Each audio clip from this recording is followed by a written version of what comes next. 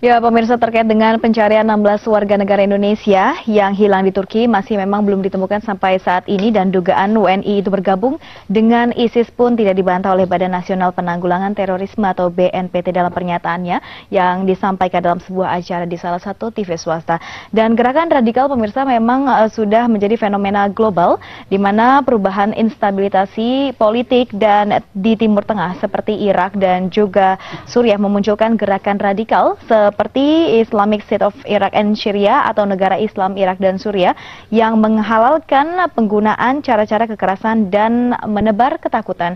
Dan pemirsa, salah satu tokoh Islam Ibnu Sodik juga di Universitas Negeri Semarang mengemukakan bahwa radikalisme tidak pernah ada di dalam agama Islam. Dan karena baginya radikalisme itu muncul karena adanya sistem ketidakadilan yang sengaja dilancarkan oleh Barat, khususnya Amerika, pada umat Islam. Lalu sebetulnya sudah sejauh apa, pemirsa, gerakan radikalisme ini di Indonesia dan bagaimana mencegahnya di kalangan generasi muda? Kita akan membahasnya bersama dengan 3 narasumber yang sudah hadir di studio pada malam hari ini. Yang pertama, Bapak Zainal Musafa dari Ketua Forum Koordinasi Pencegahan Teroris atau FKPT DKI. Assalamualaikum, selamat malam Pak. Selamat malam. Apa kabar Pak? Alhamdulillah. Alhamdulillah, baik. Yang berikutnya, Kiai Haji Syarifin Maloko, tokoh agama. Assalamualaikum Pak. Waalaikumsalam warahmatullahi wabarakatuh. Selamat datang di Jak TV. Dan juga berikutnya Bapak Hamri Gusman Zakaria, pengurus Badan Komunikasi Pemuda Remaja Masjid Indonesia DPW DKI. Selamat malam. Assalamualaikum. Waalaikumsalam. Ya, ini menarik sekali terkait dengan isu yang belakangan terjadi dan juga aksi terorisme yang memang sudah meresahkan, dan masyarakat Indonesia juga takut ya terkait dengan adanya ISIS. Dan seperti apa sebetulnya gerakan radikalisasi di Indonesia sejauh ini? Saya ke Pak Zainal dulu. Ya, terima kasih. Radikalisasi di Indonesia memang kalau kita lihat dulu disebut ada namanya gerakan-gerakan separatis. Kemudian ada gerakan-gerakan yang menentang pemerintah. Nah, itu di zaman Orde Baru. Kemudian setelah Orde Baru tidak ada lagi kita kenal separatis, bahkan kurang sekali. Kemudian sekarang ini kita kenal dengan namanya gerakan-gerakan terorisme.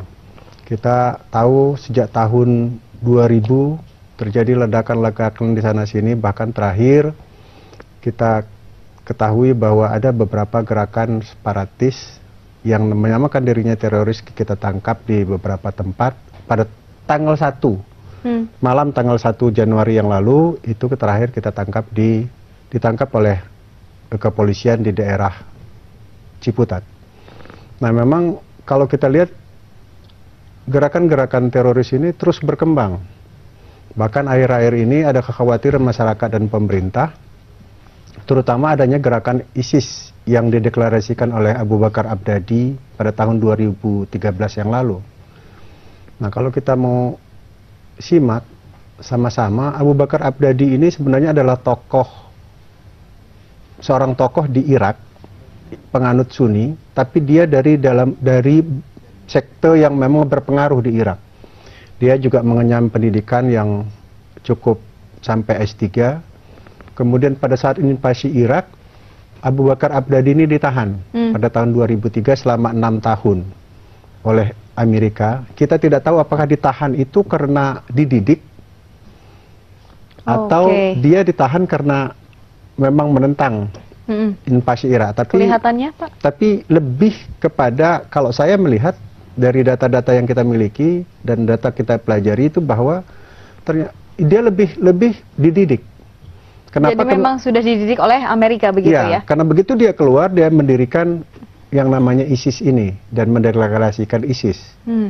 Kemudian kalau kita lihat juga persenjataan dan segala macam itu banyak terkait dengan kendaraan persenjataan canggih yang dimiliki oleh Amerika. Kemudian dia juga berteman dengan seorang yang namanya Petrus, itu juga warga negara Amerika.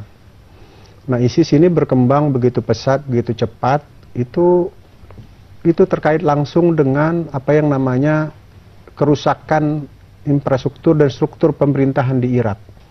Jadi porak-porandanya Irak dalam invasinya itu mengakibatkan masyarakat di sana itu saling bermusuhan. Kenapa? Karena di Irak itu ada 2 faksi Islam besar. Mungkin nanti Pak Syarifin bisa jelaskan, ada faksi Islam besar Sunni dan Syiah. Nah, setelah peninggalan Amerika, ini kaum Syiah ini lebih banyak berkuasa, menjadi penguasa di Irak, sehingga ditentang oleh Sunni. Dari cerita yang Anda sebutkan tadi, yang sudah dijelaskan tadi, apakah artinya ISIS ini yang mendalangi adalah Amerika begitu? Belum ada pernyataan resmi, tetapi dari apa yang dimiliki oleh ISIS, kemudian keterampilan mereka, persenjataan mereka, itu banyak orang. Jadi bisa disimpulkan hanya berdasarkan praduga, yang pertama adalah persenjataan yang dimiliki oleh ISIS itu adalah seperti senjata dari hubungan dengan Amerika juga, dan memang kelihatannya ada si tadi siapa Abu Bakar Abdadi ini dididik oleh Amerika dan ditahan, kemungkinannya dididik. Kemungkinan dididik, dan bisa disimpulkan bahwa memang yang membentuk ISIS ini adalah otaknya dari Amerika. Bisa, itu bisa jadi masih dugaan begitu ya.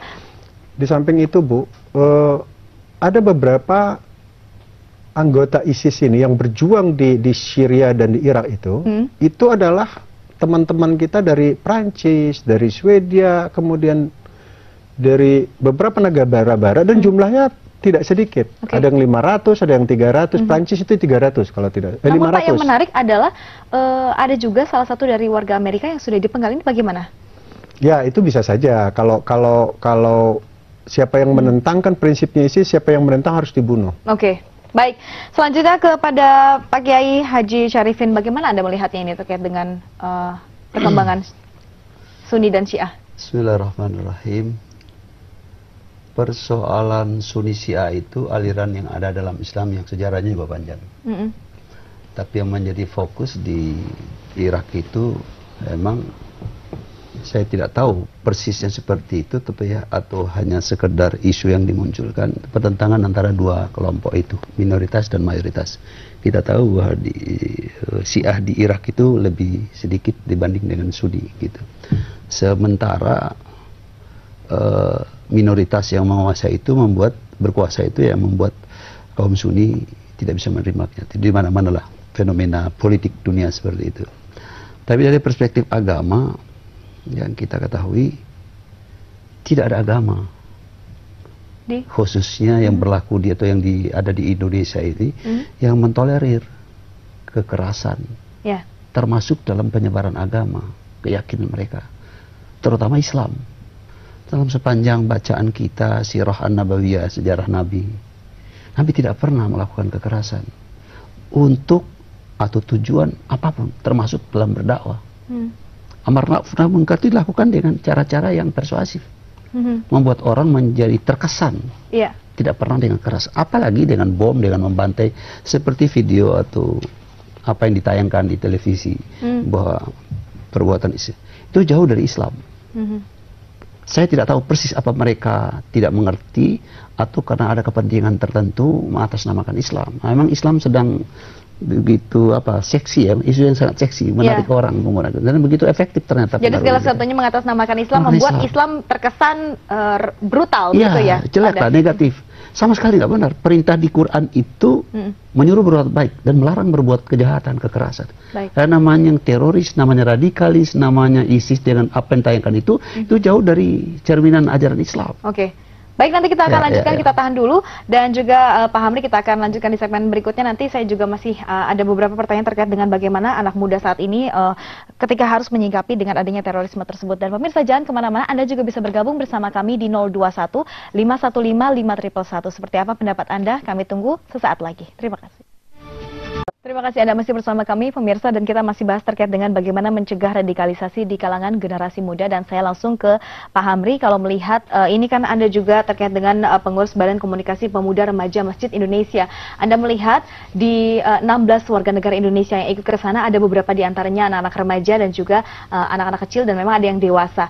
Anda melihat bagaimana sih mereka ini bisa, sepertinya kalau memang dugaan itu benar, bagaimana Anda melihat kok mereka bisa terpengaruh dengan adanya gerakan radikal untuk bergabung kepada ISIS? Baik, Mbak, jadi perlu kita sadari bersama bahwa sekarang fenomena bahwa banyak pemuda atau remaja ini menjadi korban sekaligus pelaku ya.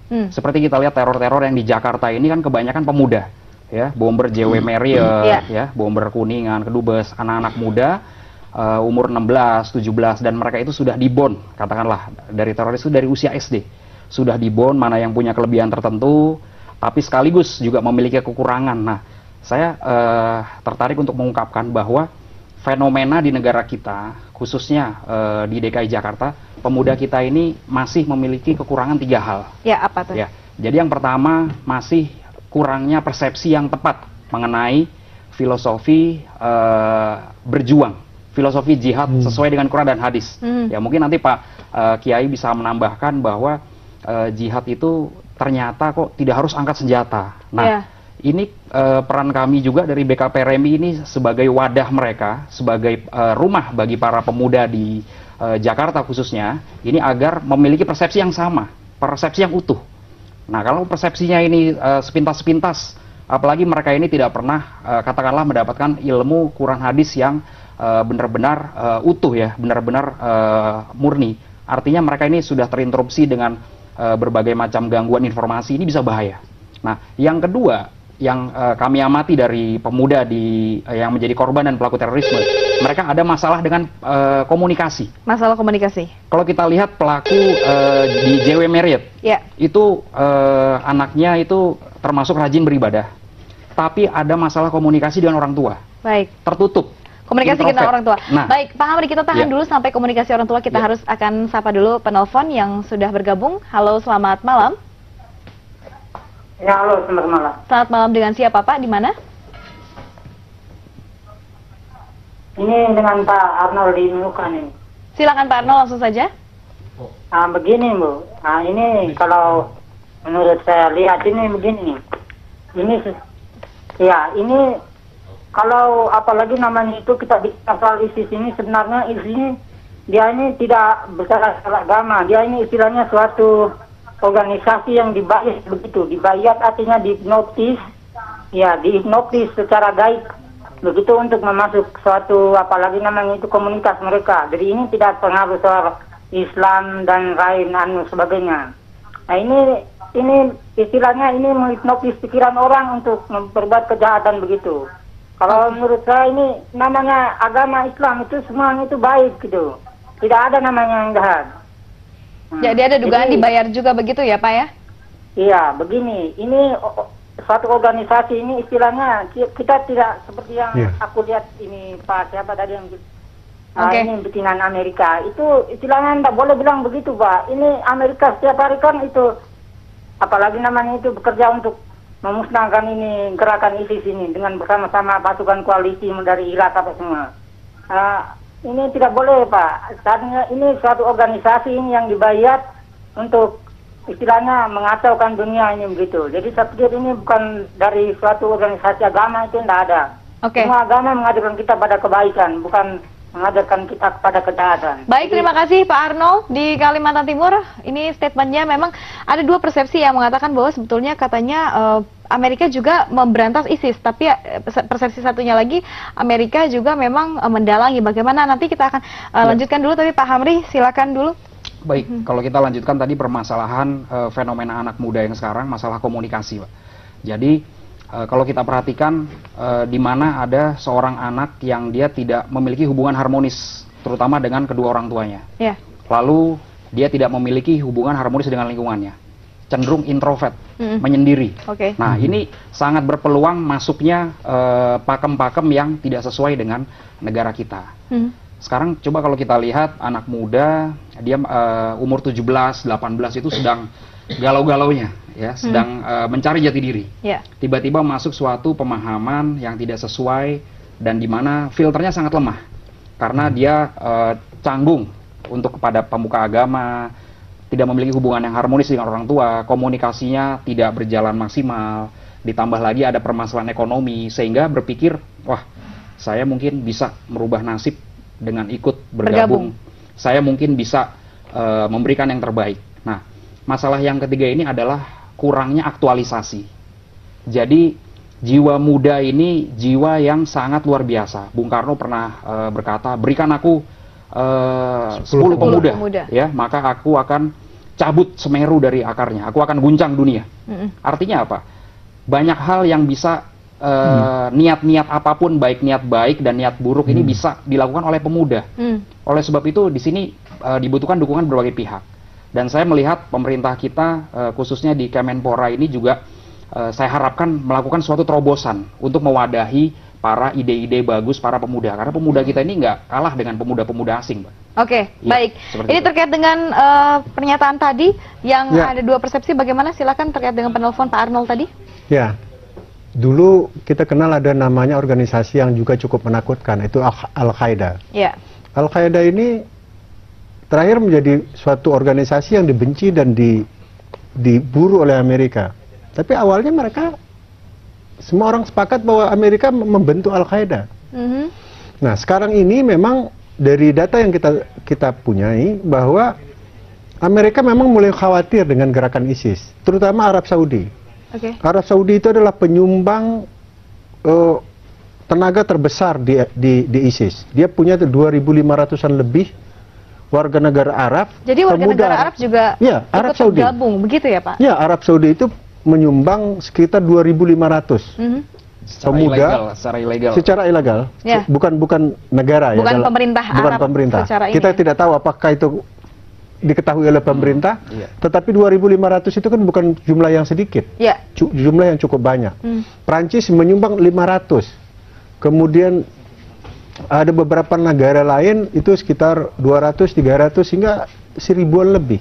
Itu suatu hal yang fantastis menurut saya. Ini mereka bergabung untuk membantu persenjataan ISIS juga dan seluruhnya. Membantu menjadi personil ISIS. Personil bahkan personil ISIS. Bahkan membantu persenjataan. Nah, kemudian saya sampaikan tadi bahwa mereka saat ini adalah organisasi teroris terkaya atau organisasi yang melawan pemerintah terkaya saat ini, melebihi Al-Qaeda. Dari data terakhir mereka punya dana sekitar 2 miliar dolar. Itu luar biasa, cukup fantastis. Kemudian dalam perkiraan jumlah pengamat itu 500 juta dolar itu diambil dari bank di Irak, bank sentral di Irak. Tapi sisanya yang 1.500 dari mana? Ini persoalannya. Memang betul saat ini mereka, kenapa juga mereka kaya? Saat ini memang mereka ini menguasai sejumlah sentra ekonomi di Syria dan di Irak, yaitu pertambangan minyak yang mereka kelola. Tapi ingat, saya sepakat dengan penelpon tadi bahwa ini bukan Islam betul. Kenapa? Karena dia sudah membunuh 8.000 lebih. Mungkin 10.000 mungkin. Orang Islam yang dia sudah bunuh. Siapapun, mau ulama, mau pemuda, mau masyarakat, mau tentara. Itu mereka bunuh kalau menentang mereka. Kemudian ada satu hal lagi yang barangkali menyuburkan ISIS ini. Rusaknya negara Irak itu mengakibatkan tentara di Irak itu tidak percaya dengan pemerintah yang dibentuk oleh Amerika karena mereka korup dan segala macam. Di samping itu alirannya Syiah yang banyak memerintah di Irak pada saat ini. Nah, sehingga tentara ini tidak loyal sama pemerintah. Tidak loyal sama pemerintah bukan mustahil dia ada menjadi bagian dari ISIS. Ini persoalannya. Jadi saya sepakat dengan penelpon bahwa bukan karena agama. Dan ini bukan Islam. Dan lalu bukan apa Islam. tujuan ISIS sebetulnya dan bisa membangun aksi teror sebesar itu? Nanti kita akan lanjutkan di segmen berikutnya. Bapak-bapak kita tahan dulu dan pemirsa Anda juga masih bisa kita ingatkan kembali untuk bisa bergabung di 021 515 5111. Kami kembali sesaat lagi. Anda masih bersama kami di Ada Berita Akhir Pekan. Kita lanjutkan kembali langsung ke Pak Kiai Haji Syarifin. Anda melihatnya seperti apa? Apa sih tujuan akhirnya? Tadi pertama ISIS maksudnya adalah mendeklarasikan negara Islam. Namun kenyataannya Islam tidak kasar, tidak brutal. Yang Anda lihat bagaimana? Ya, pertama karena itu munculnya di Jazirah Arab, di Timur Tengah. Isu yang seksi, dalam tanda kutip isu menarik itu agama. Dan agama yang menarik buat Timur Tengah itu Islam. Makanya diproklamirkan itu. Nah, celakanya akumulasi dari berbagai faktor tadi, diantara yang disebutkan dari Bung Hamri tadi, faktornya begitu kompleks.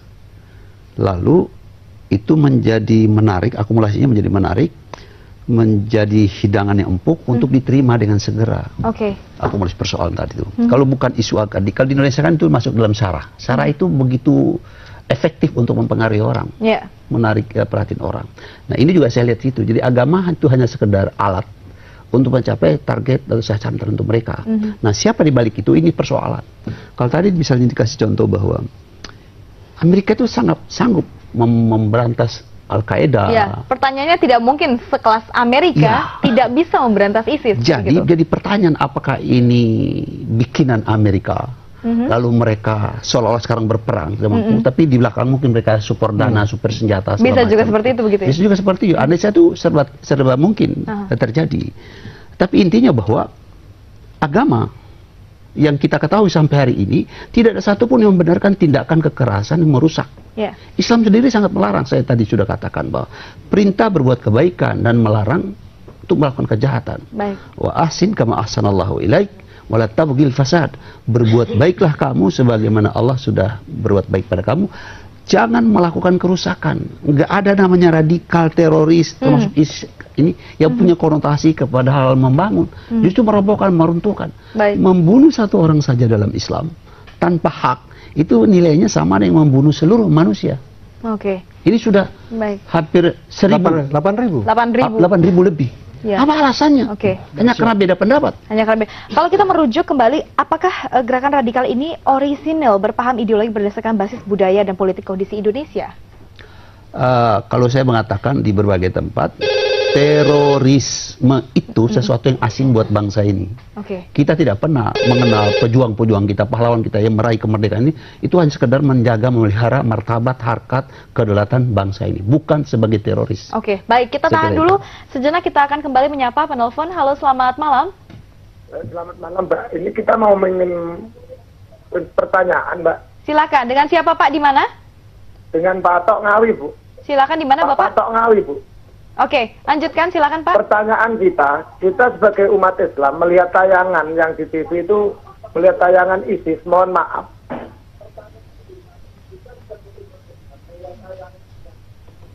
Kita melihat ISIS itu merasa malu kalau kita sebagai orang Islam. Padahal kita sebagai orang Islam itu adalah dibekali Nabi Muhammad dulu, pedoman kita adalah cinta kasih. Namun kenapa orang Islam sendiri menodongkan pistol dilihat masyarakat dunia? Kita sebagai orang Islam apa tidak malu? Terima kasih. Baik, terima kasih Pak Tato di Ngawi.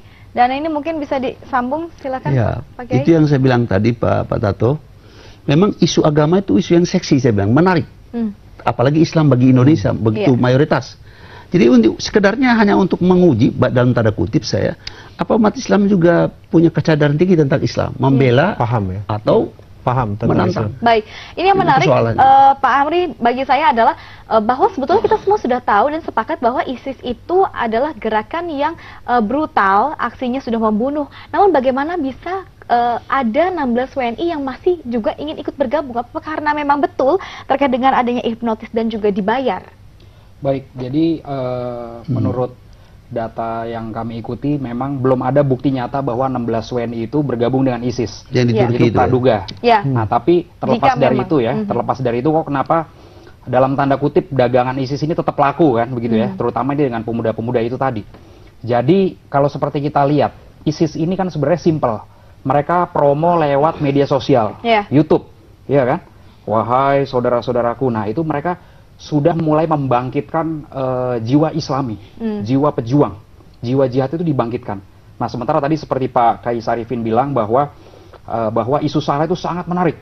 Orang itu sangat bisa tergerak kalau disentuh jiwa spiritualnya, religiusnya.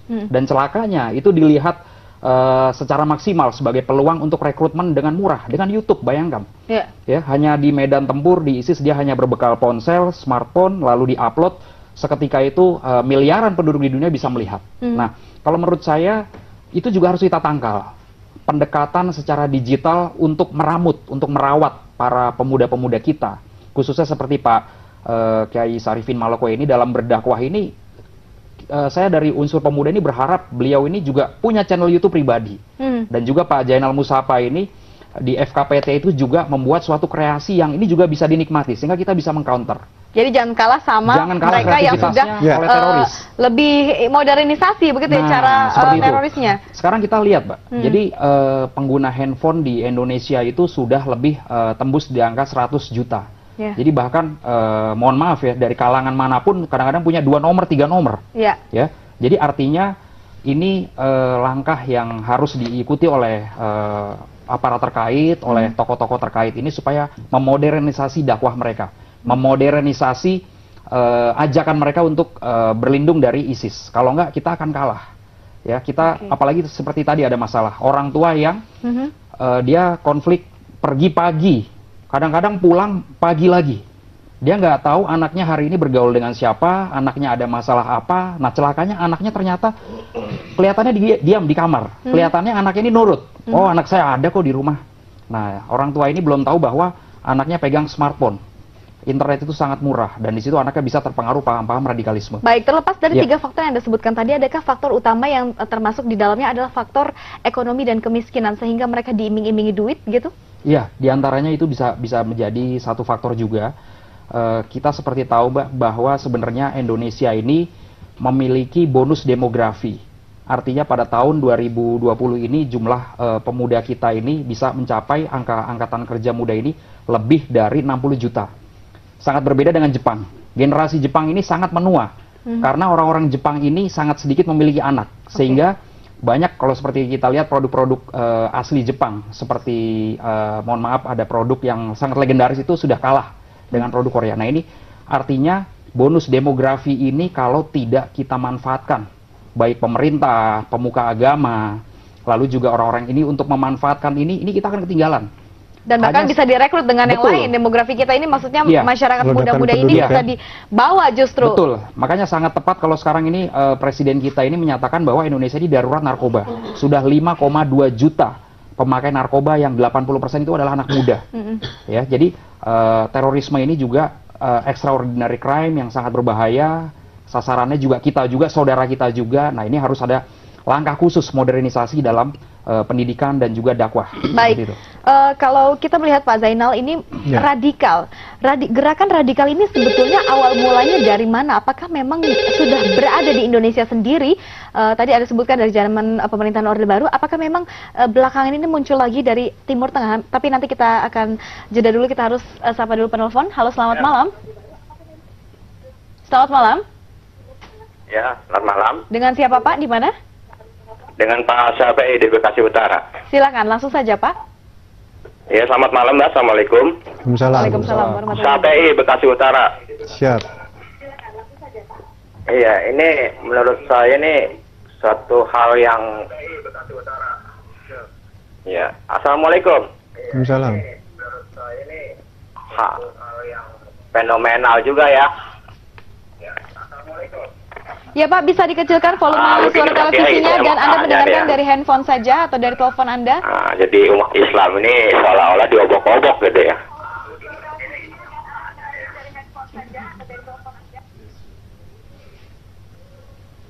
Ya, mohon maaf terputus dan mungkin saya bisa ingatkan kepada Anda bagi penelpon yang ingin bergabung bersama kami, Anda kecilkan suara TV Anda dan Anda mendengarkan dari saluran telepon Anda saja karena itu bisa menjadi feedback bagi Anda. Dan kita lanjutkan kembali, ini bagaimana Pak Zainal tadi terkait... Ya, jiwa pejuang itu sebetulnya ada pada setiap manusia.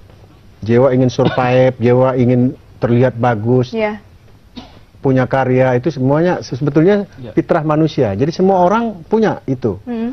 Nah, tentang seperti disampaikan Pak Hampri tadi, memang bagaimana kita mengelola itu. Apalagi saat ini memang bonus demografi kita sejak 98 itu luar biasa. Karena pada tahun 98 saat ini mereka sudah berumur 17 tahun. Betul. Pemuda yang lahir pada 98 itu sekarang 17 tahun. Nah, pada sejak 98 kita memang agak lalai dalam mengelola demografi ini.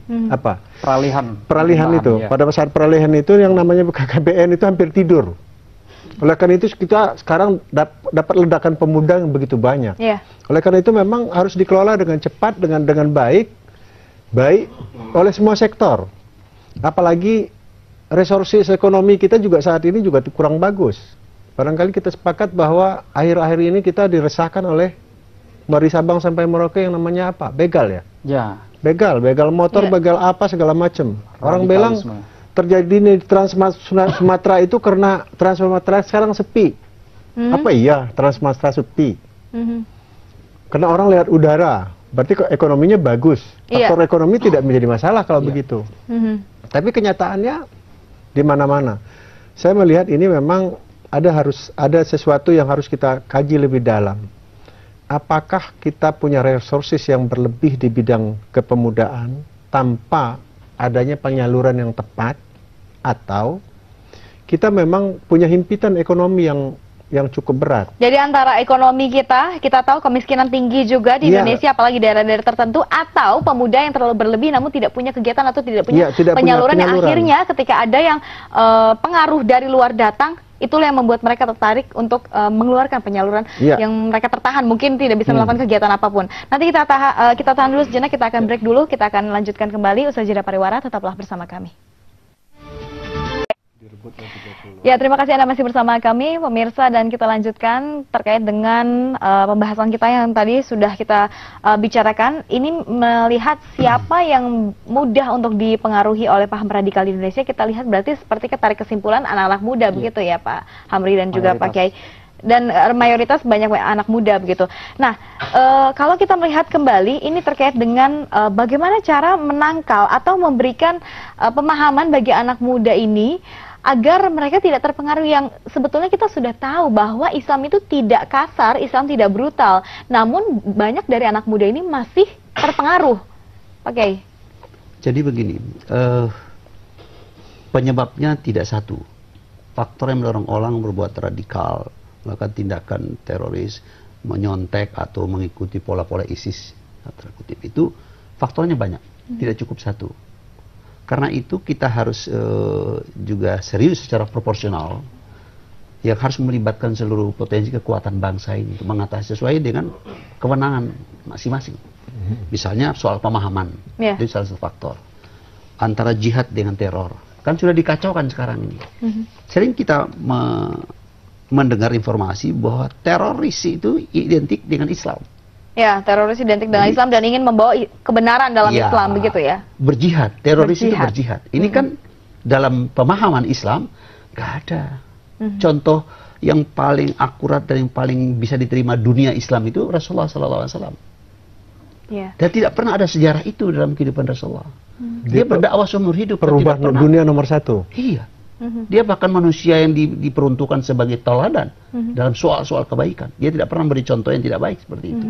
Jadi ini ada salah pemahaman. Tapi lagi-lagi saya mau katakan salah pemahaman itu bukan satu-satunya faktor.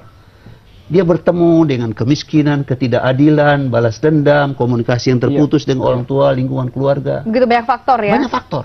Karena itu saya berpendapat, pertama solusi yang harus kita tawarkan yang melibatkan seluruh potensi tadi itu adalah reedukasi. Reedukasi, baru rehabilitasi.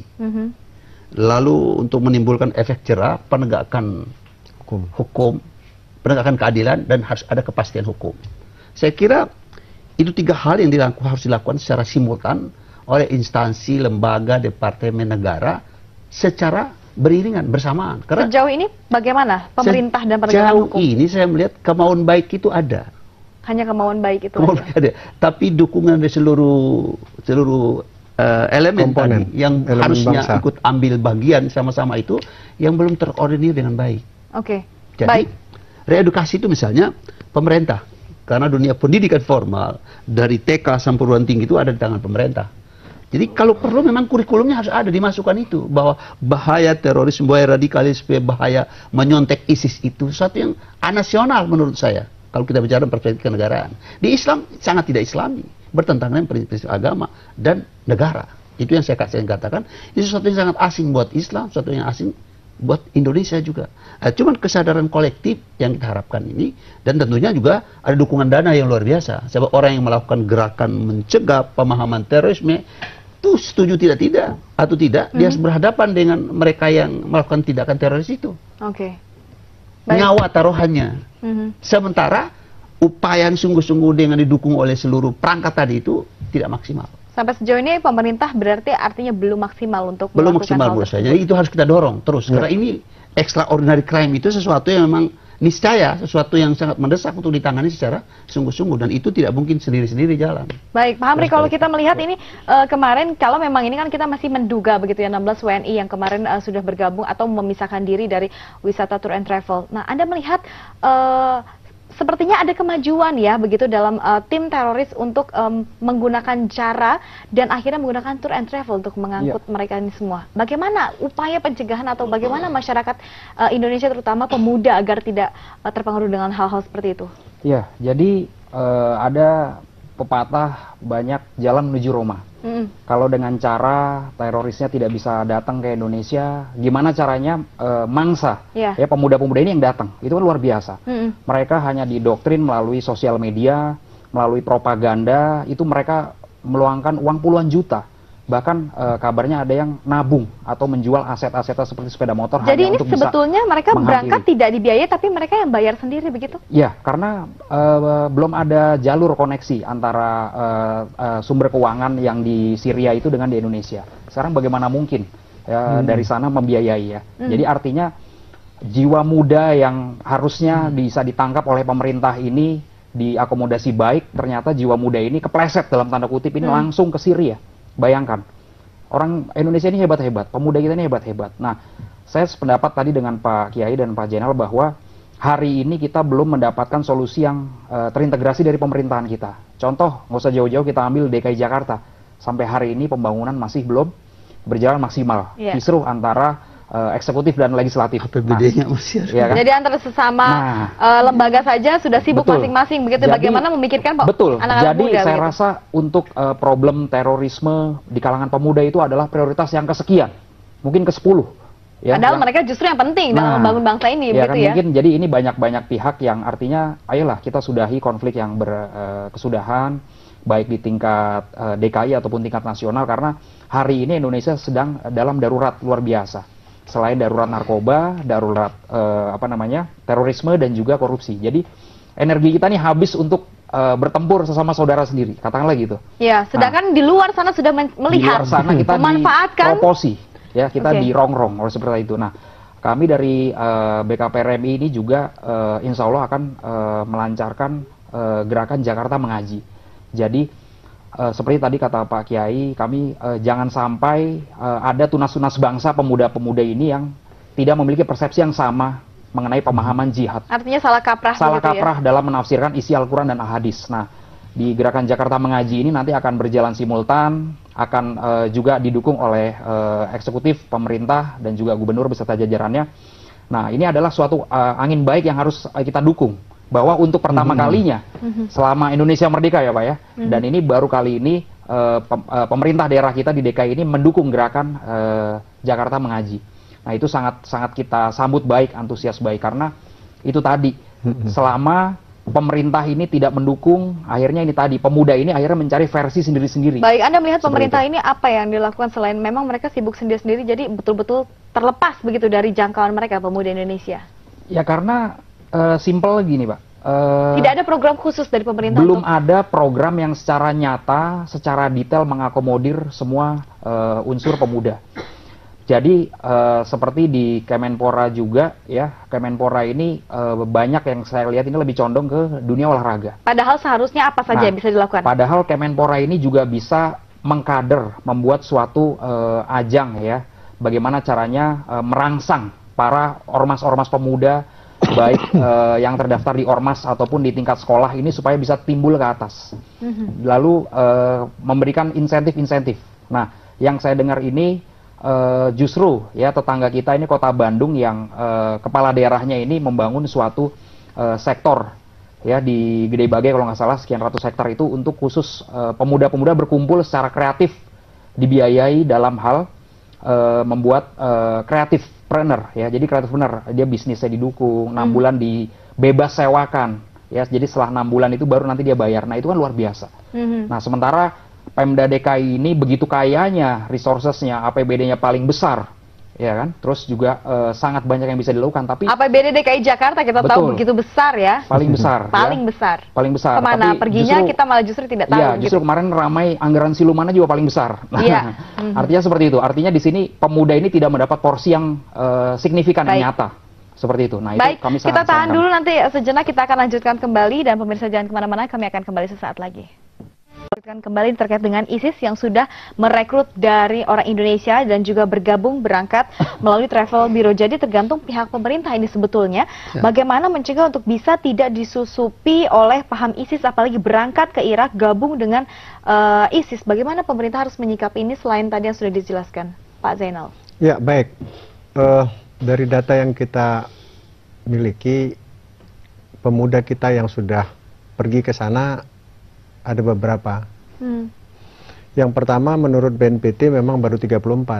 Tapi dari sudah sih Pak sepertinya 34 ya, itu 34 banyak, tapi ada yang bilang 53. Plus 16 yang terakhir. Ya, masih dugaan walaupun seperti itu ya Pak. Jadi memang perlu seleksi khusus barangkali ya. Terutama teman-teman kita, pemuda-pemuda kita yang mengarah ke Timur Tengah. Karena bagaimana kita bisa tahu kalau dia pergi ke Mesir untuk sekolah, ternyata sampai di Mesir cuma 2-3 hari, kemudian dia terbang ke Abu Dhabi, Dubai, dan segala macamnya, ke Syria. Siapa yang bisa seleksi itu? Jadi memang, kalau menurut saya, bukan hanya pemerintah yang harus bekerja, tetapi yang paling pokok itu adalah keluarga. Keluarga itu harus memahami satu persatu, orang per orang dari anggota keluarganya.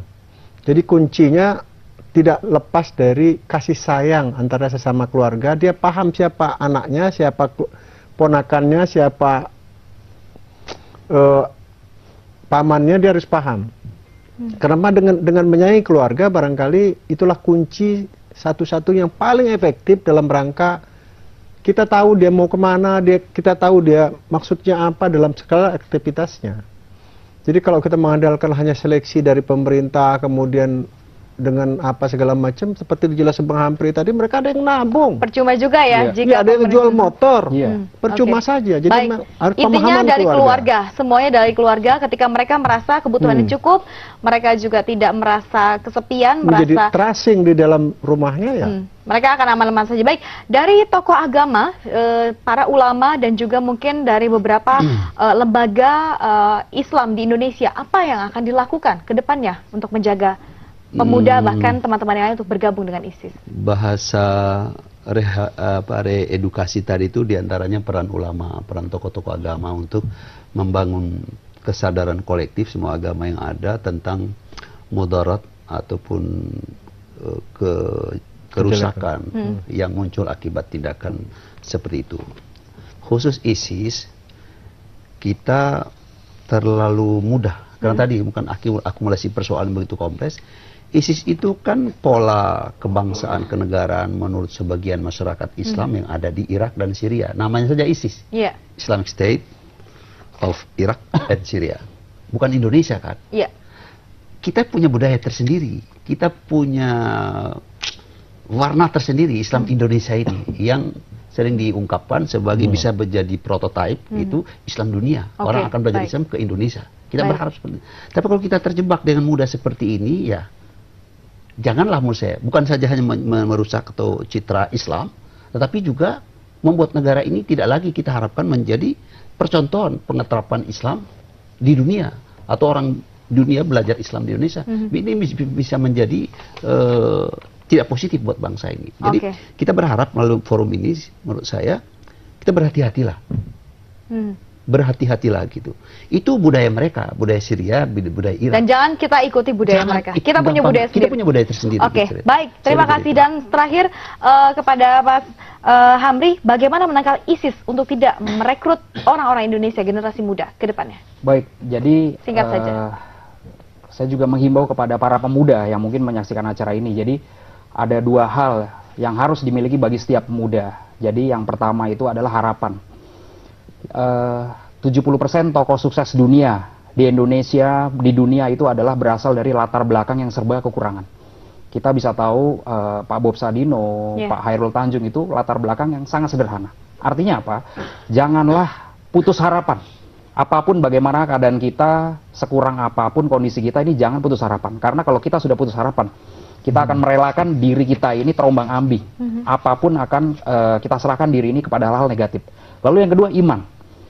Jadi pemuda setelah memiliki harapan harus dibungkus dengan iman. Jadi ayo kita sekarang sama-sama imani bagaimana kita belajar mengaji yang sesuai dengan Quran dan hadis. Terus bagi yang non-muslim juga sama-sama saling bergandengan tangan. Kita jangan mengkotak-kotakan, jangan membuat musuh di dalam bangsa kita sendiri. Nah, harapan dibungkus dengan keimanan, saya rasa jangankan ISIS, ya, teror dari manapun yang lebih hebat, yang lebih dahsyat itu tidak akan bisa menembus pemuda kita, pemuda Indonesia khususnya di Jakarta. Oke, baik, terima kasih Bapak-Bapak sudah bergabung di sini untuk memberikan informasi juga, sharing juga, dan juga pesan kepada masyarakat muda Indonesia. Semoga kita harapkan tidak ada lagi teman-teman yang bergabung ke sana dan kita bisa mengetahui dan memiliki pemahaman yang baik kepada teman-teman. Terima kasih Pak Zainal dan juga Pak Kiai dan juga Pak Hamri. Dan pemirsa, informasi tadi memang akan masih kita lanjutkan lagi terkait dengan informasi lainnya. Jangan kemana-mana, kami kembali sesaat lagi.